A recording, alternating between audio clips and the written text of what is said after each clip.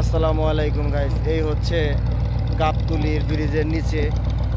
এইখান দিয়ে আমরা একটু নৌকা দিয়ে ঘুরতেছি আর বেড়াচ্ছি। আসলে বেড়ানোটা মূল কথা না, মূল কথা হলো আপনাদের কিছু ইনফরমেশন জানানোর জন্য। এই হচ্ছে গাবতলী ব্রিজ, আমিনবাজার গাবতলী ব্রিজ সংলগ্ন। আর এই হচ্ছে আমাদের একজন মুরব্বী চাচা। আসসালামু আলাইকুম চাচা। চাচা, আপনারা যে এই নৌকা বান, আসলে আপনাদের কষ্টটা কীরকম?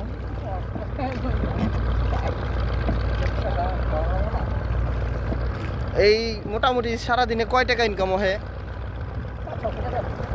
দেখেন, সারাদিনে 500-600 টাকা ইনকাম করে।